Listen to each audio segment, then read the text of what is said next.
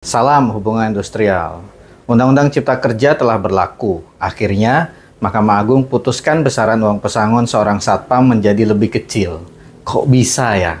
Nah, sebelum kita mulai pembahasannya, ayo tekan tombol subscribe pada channel YouTube Anda atau ikuti Hubungan Industrial TV di media sosial. Bagikan video ini ke teman-teman Anda agar kita dapat berbagi hal-hal yang bermanfaat untuk orang lain. Satu lagi, simak video ini sampai selesai, biar nggak salah paham.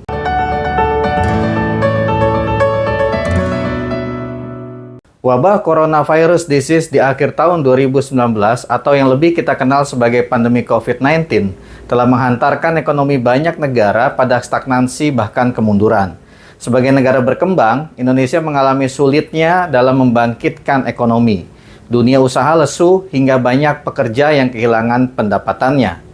Termasuk salah seorang satpam pada perkebunan sawit di Medan, Sumatera Utara yang tidak lagi dipekerjakan terhitung sejak Juni tahun 2020. Karena tidak mendapatkan kejelasan mengenai upahnya, kemudian ia melakukan upaya penyelesaian perselisihan hubungan industrial melalui musyawarah hingga mediasi di Dinas Tenaga Kerja Kabupaten Langkat. Namun, kedua upaya tersebut tidak mencapai kesepakatan antara pekerja dengan perusahaan perkebunan sawit. Sehingga sang satpam mengajukan gugatan ke Pengadilan Hubungan Industrial pada Pengadilan Negeri Medan. Dalam gugatan yang didaftarkan pada tanggal 10 Mei 2021, ia meminta pengadilan agar menetapkan besaran uang pesangon akibat tidak dipekerjakan sebanyak 28 juta rupiah.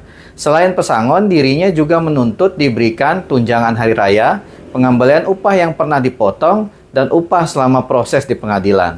Pada tanggal 12 Agustus 2021, pengadilan kemudian menjatuhkan putusan dalam perkara nomor 211 tahun 2021 yang amarnya mengabulkan sebagian gugatan sang satpam dan menetapkan besaran uang pesangon sebanyak Rp48.300.000. Sedangkan terkait dengan tuntutan tunjangan hari raya dan upah ditolak oleh pengadilan karena tidak ada bukti nota pemeriksaan dari pegawai pengawas ketenagakerjaan setempat. Atas putusan tersebut, pihak perusahaan mengajukan kasasi ke Mahkamah Agung. Dalam memori kasasinya, Mahkamah Agung diminta untuk membatalkan putusan Pengadilan Hubungan Industrial pada Pengadilan Negeri Medan. Akan tetapi, permohonan tersebut ditolak oleh Mahkamah Agung. Perusahaan dinilai berkewajiban untuk memberikan uang kompensasi akibat pemutusan hubungan kerja karena dampak COVID-19. Kendati permohonan kasasi ditolak, namun Mahkamah Agung mengubah besaran uang pesangon yang harus diterima sang satpam. Menurut Mahkamah Agung, perubahan besaran pesangon karena dasar hukum yang digunakan dalam memutus perkara tersebut adalah dengan menggunakan Undang-Undang Cipta Kerja.